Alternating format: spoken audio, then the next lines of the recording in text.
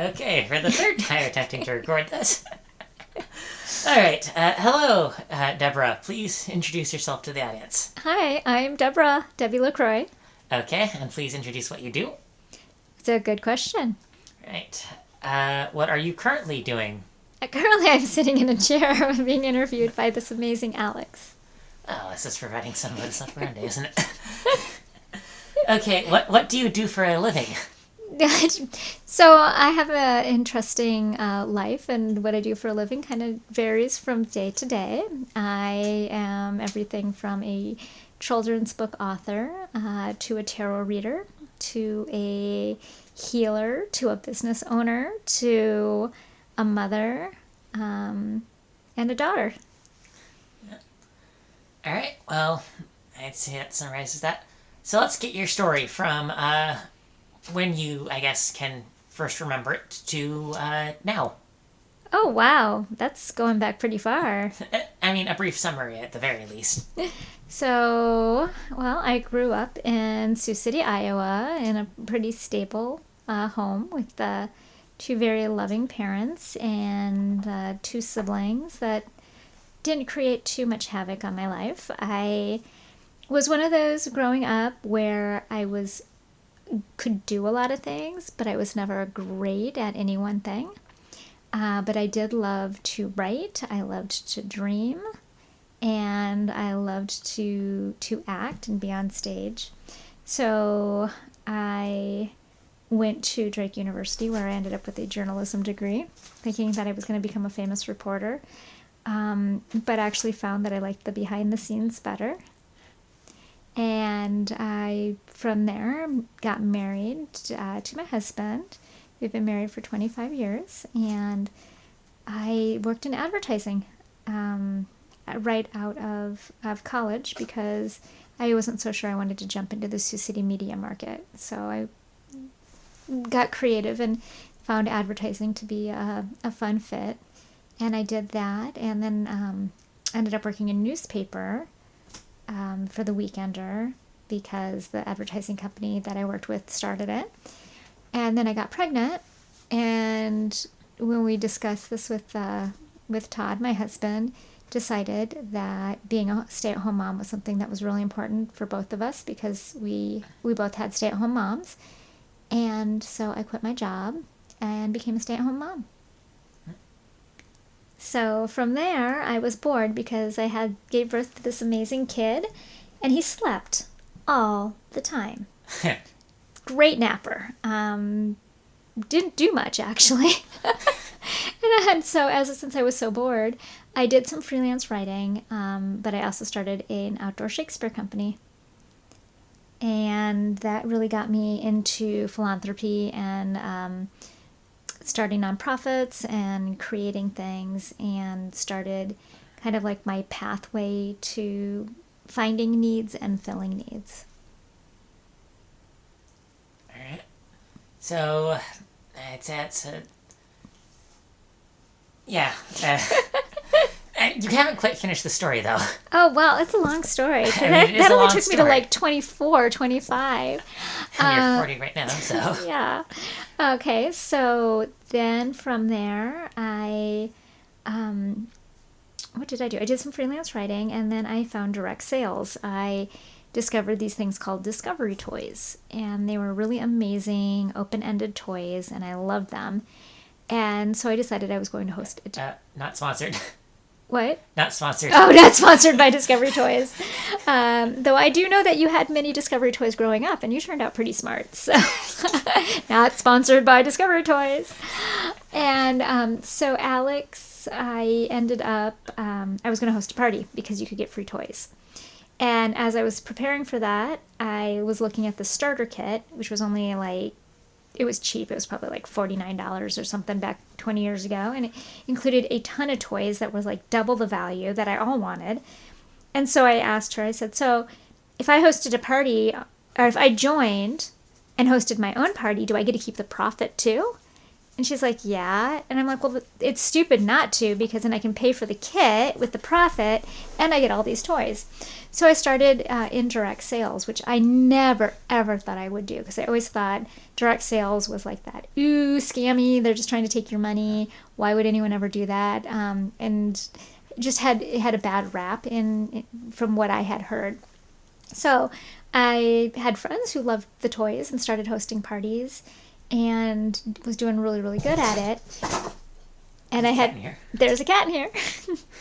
We did, Todd and I own 2 cats and a dog, and we've actually used to only just one in one. So changing modes a little bit. I grew up as a dog person, and Todd grew up as a cat person. So when we got married and started our animal family, we decided that I would pick out the cat and Todd would pick out the dog. And so the cat, of course, chose me, and that was Oliver at the time. As I was walking by his cage, he reached out and his claw got stuck in my shirt, and it was like, well, okay, I guess I'm taking you home. Did you get him as a kitten, or how old was he when you got him? He was probably about 8 or 9 months. So young, but not quite a kitten anymore. Yeah, but he knew. He knew I was going to take him home and give him lots of love. So, yeah. But back to the Discovery toys. So I started doing parties, and I had no intention at all of ever building a team, because I was like, build a team, and I'm like, oh, why would anyone want to do this, is what I was thinking. No one would want to do this. Of course, not even thinking that I was doing it. And my child was loving the toys and got excited every time new kits would come out. I'd have all these toys. I mean, he had every open-ended toy available to him, though he actually preferred plastic Solo cups. Was actually one of his favorite toys growing up. He used to build cities, and so I got all the plastic Solo cups. So I had this person approach me, and she came up to me and said, well, how did you get started doing this? And I said, well, I just signed up and started doing parties. And she's like, well, how do you get started? I want to do this. And I looked at her, I was like, why? And she said, because you look like you're having a blast and you're having so much fun doing this. And I was like, oh, okay, I guess I am. And so she asked me, do you make any money doing this? And I was like, yeah, actually, I was making really good money. Back then, I'd sell $100, which was like a very small party.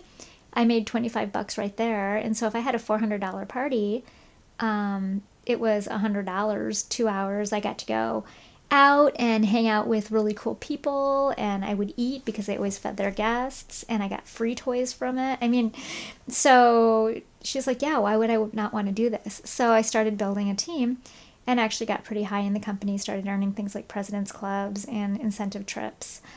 Then I gave birth to my second child and stopped. So I handed over the Shakespeare Company to some other people, because my second child was not like my first. Liked a lot of attention, ate every hour and a half, and was a little more time consuming. Very fun and active, but it wasn't quite as easy for me to focus, and I was just didn't feel like I had the time to give the nonprofit what it needed. So I passed the torch. And not long after, my oldest child was extremely intelligent, loved nonfiction, was soaking in everything Discovery Channel, everything Science Channel at the age of 3. And I found Usborne books, and I loved reading to him. I love children's books, but there was this science encyclopedia that he came across, and it was actually at a bookstore, and said to me, I want this. And we're like, he can hardly read. And I'm like, okay, if you can read this, we'll buy it for you. Because it's like, this is an encyclopedia all about science. And so my son attempted so hard to read that we could not buy it for him. So when I realized that Usborne was the same setup as Discovery Toys, I switched over. And books sell much better than toys. Toys sold pretty good, but the books really sold amazing. And it was just, I again jumped up in the company, built an amazing team, and did that. And I was also on the side working on writing children's books. So the Usborne books actually gave me a contact at Kane Miller Publishing where I had my first traditional book published. But before then, I actually had written a children's book called My Grandma Can Do Anything, which is about Alzheimer's, and self-published that with the local Alzheimer's Association, which got me then more involved in researching the publishing process. So that took kind of like another hat that I had. And I was also during this time working for a company called babycenter.com. I was one of their moderators. And so I basically would go when people reported posts and give warnings to people and delete things and try to control the way that threads were going. And I really did enjoy doing that. So I kind of, as I said, I've worn a lot of hats. Through Usborne, I learned a ton and I grew as a business person. So when my kids got older, I started wanting to sell things that I could use because my kids were not interested in the product anymore. And that was always my intention, was selling for them. So they didn't really need any of these books because they were older. So I began selling really soft scarves, which then turned into selling socks, and then it turned into selling gift items. And then my oldest decided to do this thing called college. And so when he went to college, I had found this bookstore that I loved visiting, and they had this amazing section of tarot cards. So this takes to a whole different chapter or depth of my life. I started reading tarot when I was in high school, and my brother left behind a deck of tarot cards, which he had bought because he was curious, not because he really wanted to read them. Well, I found them and thought that they were the coolest thing since sliced cheese. And I did not like sliced cheese, by the way. Never have enjoyed cheese unless it's melted on nachos. Then it's good, it's different. So I got into tarot and I would read to all my friends. And then I got my first Ouija board, actually my first and only Ouija board, which I don't really enjoy the Ouija board. Started just really getting interested in all of that type of stuff. I also got interested in trying to figure out if people actually did have psychic powers. And so I would have my friends come over and do tests to see if they could predict what cards were coming up. And like we would try to send. And I did have one friend who was actually really, really good at figuring things out. Actually, she was a sister of one of my friends. But otherwise, we really didn't get very far with the psychic powers from that standpoint. So I kind of let that lie when I went to college. I mean, I still had my tarot deck and would pull it out for personal, but I never ever used it for other people. But I would always use my tarot deck when I needed something, advice, not when I needed it to tell me what to do, but like trying to understand things. And there was just something about when I would pull a tarot card that it would just give me this insight to the situation and help me think about things in a different way. And so I felt like I was really well guided. I also did runes, and so I would kind of alternate between tarot and runes. So fast forwarding, when my son went to college, I decided that I needed a new tarot deck. And I bought this deck and took it back to the hotel room when I was visiting him. He went to School of Mines in Rapid City, which is just an amazing location full of mountains and a lot of natural resources, a very spiritual place to be. And the deck seemed to talk to me and said, "You're supposed to do this for other people." And I was like, ha, ha, ha, yeah, no. Shut the deck and was like, And then I was like, okay, that was weird. Let's do this. And so I opened the deck again and I said, no, like, seriously, you're supposed to read for other people. And I'm like, mm-hmm. So my friend Drew's name popped into my head, and he had been doing these holistic fairs. And so I reached out to him and I'm like, so, hey, Drew, I suddenly feel like I should do tarot reads for other people. And he's like, oh, awesome. He goes, we don't have a tarot reader. We haven't had anyone who's done that in a long time. He's like, our next show's coming up in like 3 weeks. I'm like, okay, I'll be there. And then I realized that I really didn't know how to read tarot for other people. I mean, without using the book. And I'm like, oh my gosh, if people are going to be paying me something to read tarot, I need to know all about it. So I signed up for a tarot class. I listened to a ton of podcasts. I memorized every single meaning of the tarot, all the symbolism, and signed up for one class, signed up for another class, and just learned everything I could in that 3 weeks. And so I did these reads, and I read for tips because I didn't know what to charge. And it went amazing. I did have to use my book once or twice, but otherwise I understood the meanings of the cards. I understood how they went together. And so I signed up for more classes, more information so that I could better understand it as a tool. Went down rabbit holes like crazy, and really got an understanding and a depth that I had no idea of. I'm like, I've been using tarot cards for 25 years with no clue on what I was really doing. And so then I started teaching tarot classes, selling tarot cards. So my business kind of flipped a little bit from this just because where we did things that made me happy to more of a spiritual experience. And that then took me to my business started to build, and I wanted a location. And that took me to a friend of mine, Stacy, who we did lunch like every month or every other month, and we both had a lot in common. We're extremely different. We're total opposites in so many ways, but we knew we both wanted a location for our businesses, so we decided we were going to buy a building. And this journey was interesting. We actually found a building that seemed perfect, and when we did the inspections, it blew us way out of our budget. So I was like, okay, well, that's not happening. So then we found another building, and it wasn't exactly our favorite building, but it would work. It had some really cool aspects. There was like, the upstairs of that building was actually amazing. It was huge, but it was a little bit darker. It didn't have as much sunlight, and there was no elevator, and the elevator would have cost a ton to get fixed, but there were other things that we really liked. So we put a bid on it and did the inspections, and one of the days that they were doing the inspections on the roof, it was raining, and Stacy went down to the basement to show somebody, and the walls were like literally crying. And so they're like, yeah, they did some more look, and they're like, the foundation on this building is not good.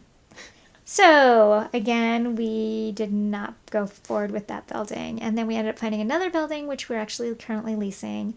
And that started this business, which is the Expansion Center. And so the Expansion Center is a place where people can come learn, grow, play. They have the ability to, there's retail, there's services, but I have Dream Dragon housed in there. And so the Expansion Center is Stacy and I, but Dream Dragon is there. And then Siouxland Magazine, which is Stacy's, is also there. And then our friend Adam has Adam's Crystal Connection, which is also there. So it's kind of like, has all these working parts, and that's just been a really amazing experience. And that takes me to now. All right. You have worn many a hat in your life, haven't you? I have, and I just kind of go with the flow. I mean, I've worked in radio, I've worked in television, I've worked in advertising, I've worked in newspaper, I've done nonprofit. Oh, I completely forgot my hospice journey too. Right. So during COVID, I went running into the fire instead of out of the fire. I had been thinking about if I was going to get a job, I wanted to work for a nonprofit. And during COVID, some things changed, and so I was actually like, okay, now would be a good time to get a job. And I saw the hospice position come open for a volunteer coordinator. I'm like, I could totally do that. And I applied, figuring, oh, you know what, if I get it, great. If I don't, yay. I really don't want to work for hospice. It sounds like a really hard job. And I did the interview, and I was like, you know what? I'm going to do the interview, and I am going to just be myself. I'm like, if I take this job, I'm not going to try to be somebody I'm not, because sometimes you have a tendency to try to be what they want you to be. Yeah. So I was completely myself, and they offered me the job, and when I went there, they said, we were so happy. We wanted somebody exactly like you. And so it was really good that I was myself. I love the job. It was amazing. Met fabulous people, learned a lot about hospice and the death process. So that was a really, really neat experience as well. Yeah. And then there's a few other ones in there, a few other stories you haven't told either. Oh, there's plenty of stories. Which ones are you looking for? Well, there was a time you did Walk MS. I know you've done that Oh, as you're well. right. Yes, I was also a volunteer coordinator. Not the volunteer, the event coordinator for the Walk MS. And yeah, so I enjoyed that job too. It was only, I did one event a year. It was a part time job, very, very flexible. So you're right, I did that. And then there was the Children's Museum, which I know you're quite heavily involved in. Oh my gosh, yeah, okay. Can't believe you forgot that one. Well, that was one of my nonprofit philanthropies. Well, my son, this brilliant child that I had, loved to visit the science museum in Des Moines. So I was like, dude, we need a science museum here in Sioux City. And I started talking with some friends at Junior League, and they're all like, oh my gosh, yes, we need a children's museum. And it was like, oh my gosh. And I wasn't really familiar with children's museum, but we decided that we were going to build a children's museum. And that was an amazingly educational process in its own. It's doing fabulous. I don't have a lot to do with it anymore. They kind of wanted to have that freedom without the founders breathing down their neck, to take it in the direction that it needed to go. But it's doing really, really well, and it did get built. It took a lot longer than I thought it would. My youngest, who I was pregnant with when we started it, was 13 by the time it got open, or 12. And so we were able to have his bar mitzvah there. And it actually opened on the same birthday as my oldest child, who it was inspired by. So that was kind of cool. Yeah. Yeah. Yeah. Ended up getting built a little bit late to be of any true extended use for your children. Right, but it's making a difference in the lives of so It's many other making children. a difference. Yes, and Billy got to have his bar mitzvah there, so at least that was fun. So, I believe you can be summarized as going with the flow to make things better for everyone else. Oh, I really like that. Let's take it. I'm all up for it. So in tarot, there's 4 different suits. I find that tarot is one of those things that can apply. It applies to our lives in so many ways. So the cups is the water element, and it's very much about being able to go with the flow. Because if you think about it, if you are trying to find earth and you're getting flooded and you're trying to ground yourself and stand up and dig your feet in so that you don't get knocked over, those waves are going to knock you off your feet. There's absolutely no way to be grounded. But if you go with the flow and allow yourself to float, you can survive that turbulence as well as the calm of the water. And so it is really important to be able to be like cups, be like that water element and float. When I do a lot of tarot reads, I will look to see what is missing from the read, because there's the 4 suits. And also major arcanas. If it's heavy in major arcanas, that tells me something. But if a suit is missing, so if they don't have any water element, it tells me that they have a really hard time with change, that they are not going with the flow, that they're very rigid, and that they need to loosen up a little bit. Yeah. And I know you've, from some of the stories you've told me about tarot reads that you've done, I mean, I don't know if you'd be overly comfortable sharing them on the internet. I can understand if between you and that person's privacy, I mean, yeah. Well, as long as there's no identifiable I mean, as long as you don't list a name. Yeah. And to be fair, this is something that's already kind of private, but I don't know. Yeah, the reads that I do are absolutely amazing experiences. So one of the reasons that I knew that I needed to do tarot, and it's kind of funny because it's become more a spiritual coaching. So my partner and I, when we opened the expansion center, she was a little bit concerned about putting tarot out there because we want it to be open to everyone, and a lot of people still don't understand tarot and they might not come in. So we looked at other ways that I could brand myself, and spiritual counseling is one of the terms that I really liked. So when I do my reads, it's not just about pulling out the cards. It's like, how can this apply to your life? How can you use this to make your life better, the quality of life? How can you do this to plan your future? What are we going to do to heal? I also went down a whole chakra rabbit hole. So I'm chakra certified. I've got 3 different certifications for chakra. And so I do chakra healing as well as sound healing is my new thing. And I've got my singing bowls here. Should we hear them? Or here's some of them. Oop, let's see how this comes through. All right, let's see. Oh, it's got that microphone on there. Let's see. There we go. So okay. Sound therapy is awesome. I hope that's coming through clearly and not just like some annoying ringing or buzz or something. Oh, and if it's going through some buzz, you can always edit it out. Well, I'll listen to that. I'll make a note. Okay. I have my phone out here to make some notes about awkward pauses and stuff that need to be edited out. 25 minutes. 25 minutes. Check. Yeah, so the first read that I did that first day, this person came and sat down. She's actually very, very close to me now. I really appreciate her in so many ways. And I did her read, and I was surprised by the feedback from people because I still had self-doubt, and I'm like, I don't know how this works, but it seems to. This is just really weird.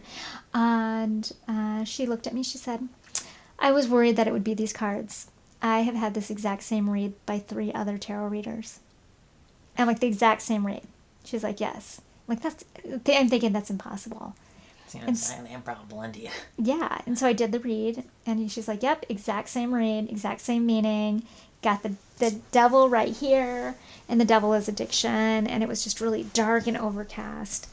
And so I said to her, okay, now that we know what the read is and we know how to apply it, I said, what are we going to do so that you don't have the same read ever again?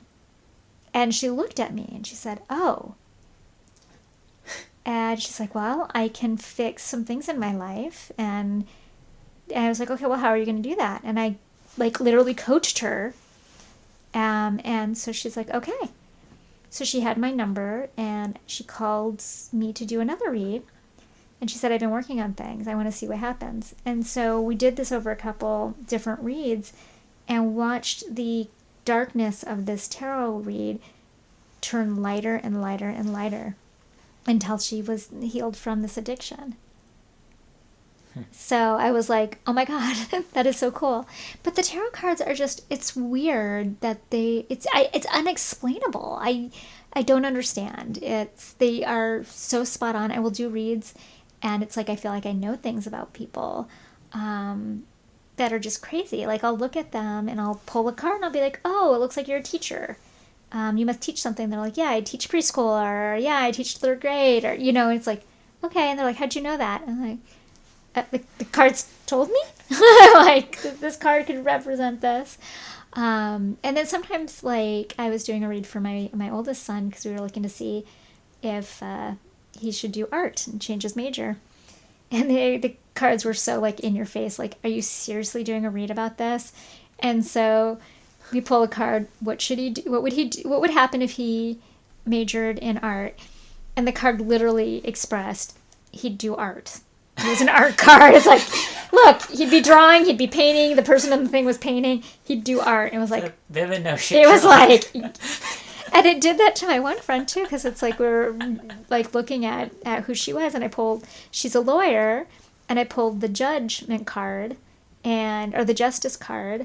And she was actually looking at applying to become a judge. And it was like, there you have the judge sitting right there. And it was like, oh, okay. And I'm like, well, that's kind of duh, because we already know that. It's like, cards, can you tell us something we don't know? So sometimes they're a little bit snarky. Like, I made a mistake, and it was, so I was pulling cards, and it was like really in your face. Like, yeah, you should have known better. And, because you can kind of read. Different decks have different personalities, and I know that sounds really weird, but they do come across differently as well. And so you'll find some tarot readers will read with multiple decks. Some have one deck only that they use. Some like to rotate it. I use a couple different decks and let the querent, and that's the person asking, choose which deck talks to them. I know that each deck has different meanings when I pull from it. Yeah.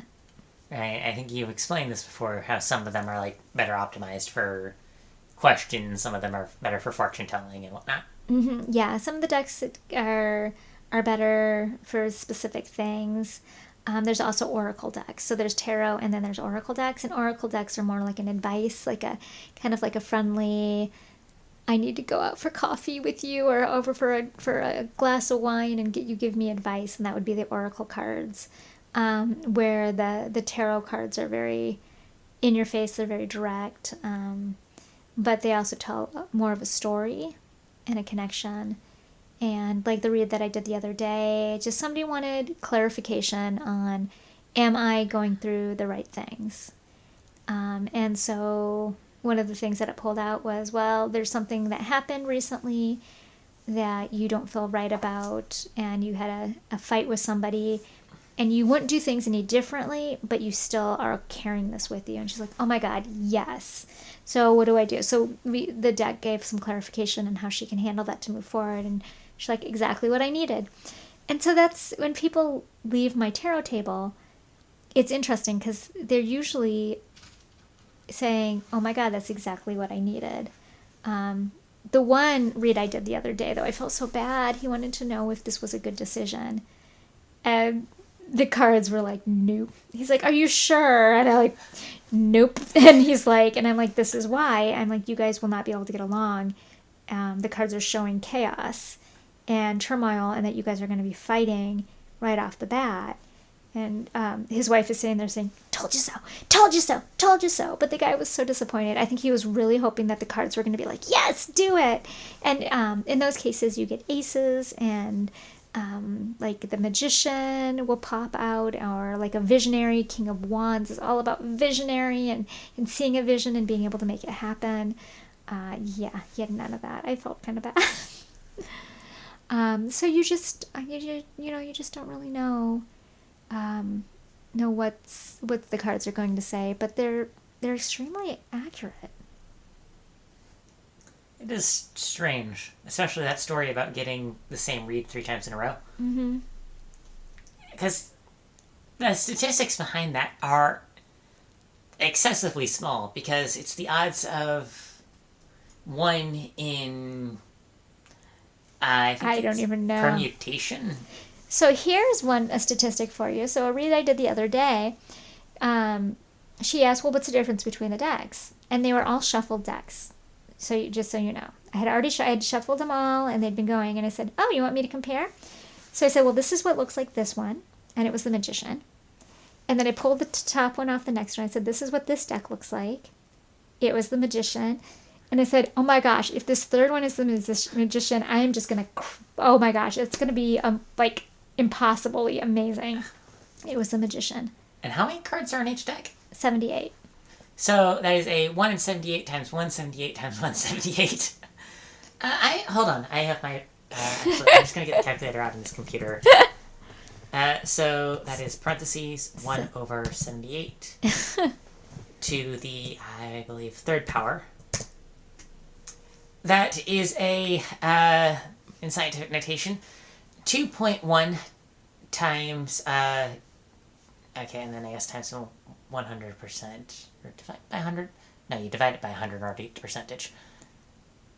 That is a really small number. 0.002, is that what it is? 2.1 times 10 to the negative 6.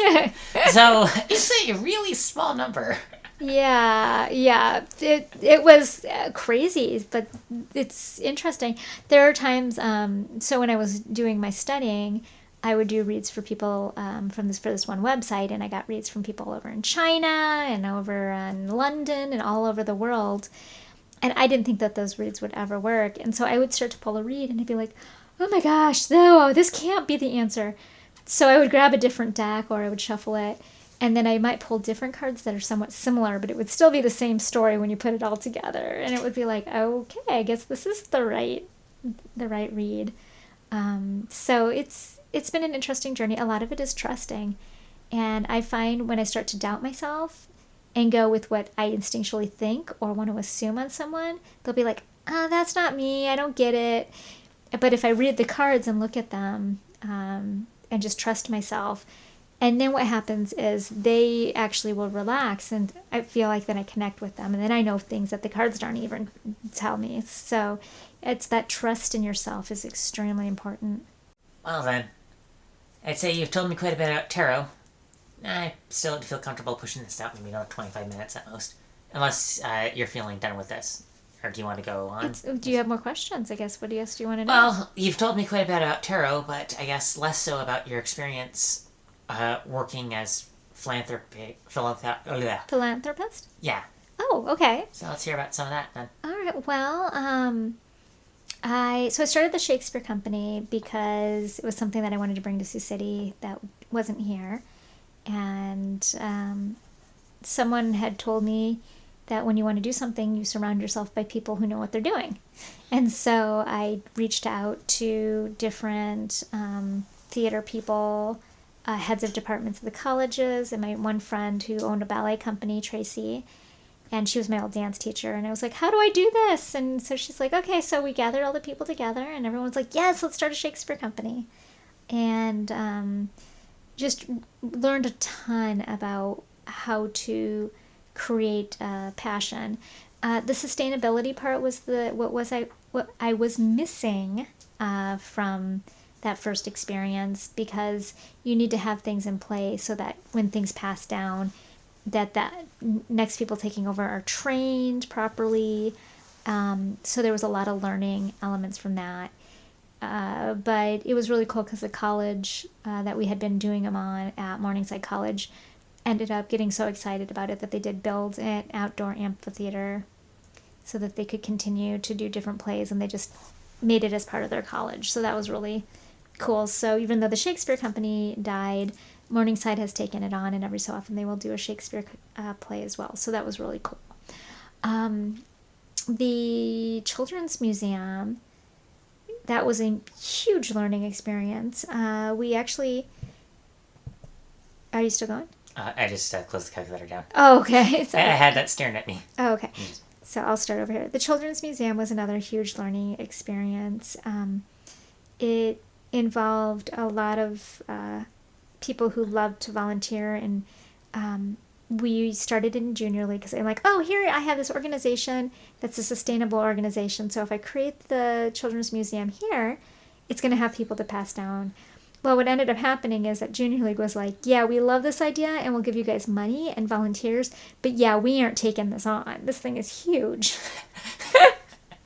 So we ended up, we originally were going to try to partner with the public museum, but our visions were so different that it didn't really work. And so we ended up going out on our own, and we created our own nonprofit. And luckily, we were introduced to some major community players who helped guide us and teach us what to do. And it kind of got to a point, though, that we were stuck. And we're like, we don't know what to do. It's kind of it needs to start fundraising. And because we'd already gone through, we had our plans, we knew what exhibits we wanted, we had an architect, but we're like, we really don't know what to do next. So we're like, well, we need to hire somebody that does know what to do. And so we started that process because we had actually had people who had been giving us money along the way for different things. And we had been doing fundraisers, but we didn't realize that the magnitude of what we were going to need. So we hired someone, and I remember in the interview, her thing was, so am I literally fundraising for my salary? And we're like, yeah. You're in charge of bringing in the money so that you can get paid. But she loved the challenge, and she loved the idea of it, and move forward. And so it's knowing, I really learned when to let go and when you need to bring people in to help you. Because I wanted to do everything with that, but I wasn't able to because I have my strengths and my skill sets, and I needed to learn what those were. So it really taught me about working with other people and being part of a team, and also how to stand back and let other people take your idea and have trust on that, which can be really, really hard too. But it ended up turning out really, really well. It's a beautiful building. We have people come from all over and say it's one of the best children's museums that they've ever been to. So I'm really proud of it. And I did have a hands on all the exhibits that went in there. And I do miss some of the fundraisers that we did. We did a Pirates and Princess fundraiser that was really cool. And they do kind of a variation of it, but it's not quite the same. But I used to get to dress up. And I never really wanted to be a princess, so I would wear a pirate outfit because it was more fun to be a pirate than a princess. Yes, and my kids would be the mad scientists and do help with the science experiments that the kids would get to do. Lots of fun stuff. I really, really proud of it. Right. So, yeah, I guess a few other questions then. A little bit about the community theater. Yes. Oh, I am involved in the community theater, yes. I know you were quite involved in that. Remember once you told me about, I'll just let you go ahead. Well, which part? You just told me a number of stories about it, so. Well, what, anything particular? I remember. We're all human. That's the thing. Every single one of us is human. We don't want to make mistakes. No one wants to make a mistake. And I hate even using that word because they're learning lessons, but it's just how we deal with them that can make something positive or negative, if that makes sense. Yeah. So it's just like, don't be afraid. We all screw up. Every single one of us. We're all human. And those that are judgy about it are actually probably the ones that have made up the most mistakes, but they're trying to hide them because they are afraid of being judged. So they judge others because it's kind of like well, if you're not going to eat that, or I want that piece of bacon, that last piece of bacon, and so I'm going to eat it first, in case otherwise you might take it. That didn't make any sense, but it sounded better in my head. So anyway, you just succeeded at learning how to not make a metaphor. Yeah, I do that sometimes. But again, we're all human. The probably more interesting community theater was during COVID, where it was like, oh my God, how do we raise money so we can keep the doors open? Well, we couldn't really keep the doors open, but we still needed to raise money because we had bills to pay without going bankrupt. And so I was trying to be really, really creative, and toilet paper was running out. People were hoarding it like crazy. So I said, let's do a toilet paper silent auction where every auction item comes with a roll of toilet paper. It went really well. People loved it.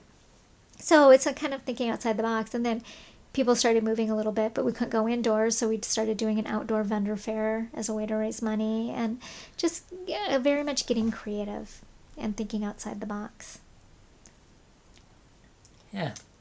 So that's your story of involvement in the Children's Museum and in the community theater, and I've been involved in a lot of things. Junior League. I used to teach Midrashah, Sunday school at the synagogue.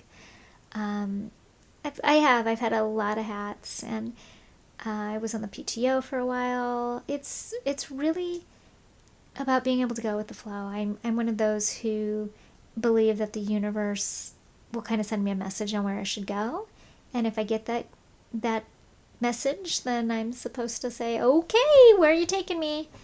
Here's this opportunity. It's a door, and I'm curious. It's a good idea to be curious. Yeah. Deborah, are you duct tape? What? Are you the convenient solution? Because it seems like whenever you get involved in something, you've generally proven quite useful, or like a good base. Maybe not like duct tape, but glue.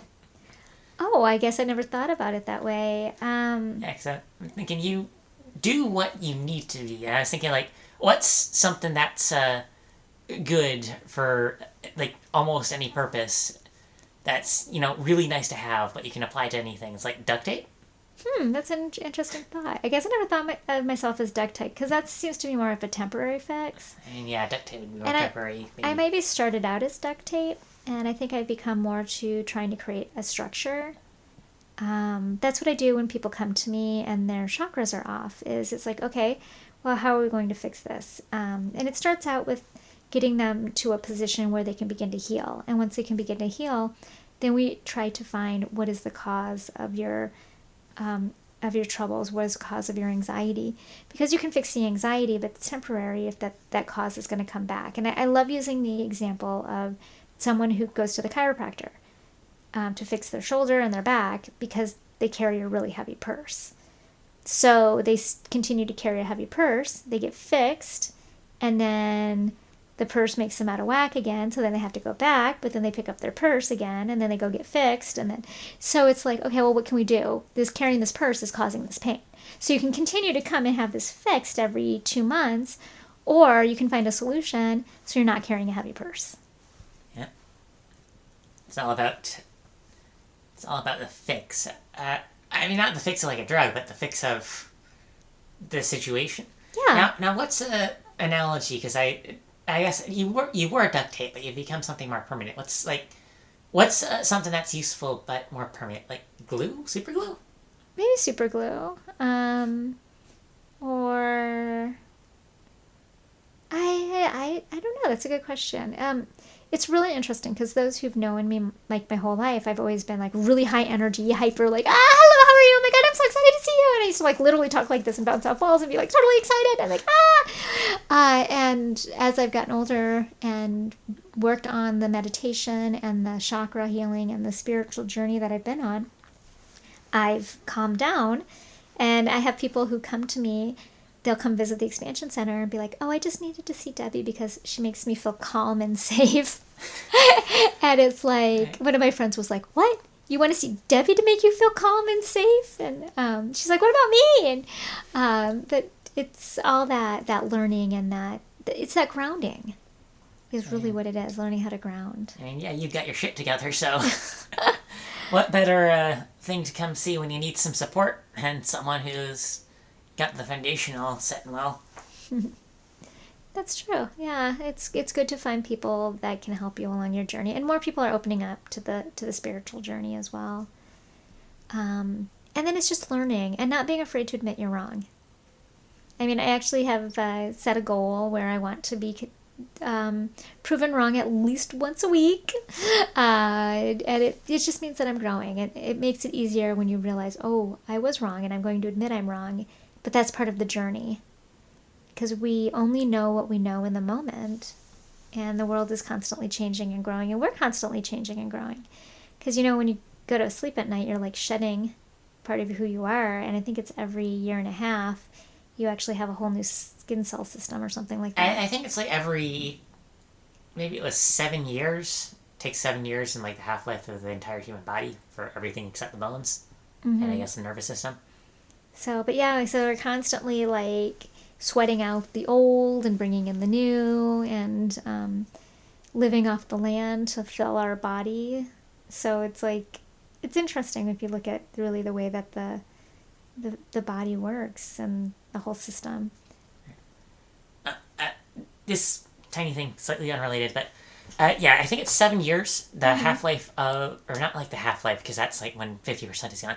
I think 7 years is about the time it takes for pretty much everything that's not set down, like on the atomic scale, to flush it out your body, because everything needs to repair itself and replace itself. And I think that's about 7 years is how long it takes before you're completely new on an atomic scale, completely new you. You would know. Yes, I would know. And having mentally screwed that up when I was talking about it a minute ago, I had to fix that. It was annoying me. That's okay. It's good, and it's good to admit when you're wrong. Or some people will just hold it. And they're just afraid to even admit they're wrong, even if they know they're wrong. It's like, it's okay, just admit it.